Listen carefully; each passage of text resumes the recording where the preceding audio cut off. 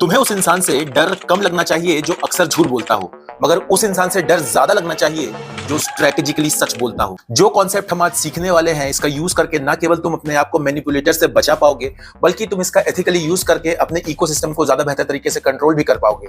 देख भाई, जब भी तू किसी नए इंसान से मिलता है, वो सबकॉन्शियसली तुझे स्कैन कर रहा होता है। वो यही सोच रहा होता है कि इस इंसान का एक्चुअल में हिडन एजेंडा है क्या, और तेरी किसी भी बात से जैसे ही उसको डाउट फील हुआ, उसका डिफेंस सिस्टम ऑन हो जाएगा। ऐसे में लॉ 12 हमें बताता है कि हमें उसके डिफेंस सिस्टम पे अटैक करने की जरूरत नहीं है। सबसे पहले जरूरत है उसको डिसआर्म करने की। अब ये होगा कैसे, 2 पॉइंट्स पे समझेंगे, बहुत ध्यान से सुनना।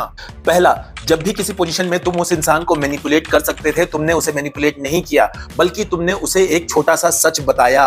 तुमने उससे प्रॉफिट लेने के बजाय उसके ट्रस्ट को लेना ज्यादा जरूरी समझा।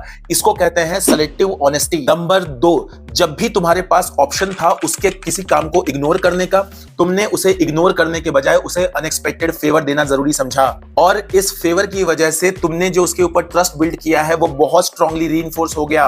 अब ये छोटी सी चीजें उसके दिमाग में जो डाउट क्रिएशन का पैटर्न है ना, उसको ब्रेक कर देगी। और जैसे ही सामने वाले का पैटर्न ब्रेक होता है, उसका गार्ड डाउन हो जाता है। उसके गार्ड डाउन होने का सीधा सा मतलब है मेरे दोस्त कि उसकी डिसीजन मेकिंग में तुम्हारा इन्फ्लुएंस बढ़ चुका है, अर्थात अब वो तुम पे कई गुना ज्यादा ट्रस्ट करता है। यहां गेम ऑनेस्टी या फेवर का नहीं है, यहां गेम है इन चीजों की टाइमिंग का। ये वीडियो अपने उस दोस्त को भेजना जो अक्सर लोगों को पहचानने में गलती कर देता है या अक्सर लोगों से धोखे खाता रहता है, और खुद को पावरफुल और स्ट्रांग बनाने के लिए कमिटेड हो तो चैनल को फॉलो कर लेना।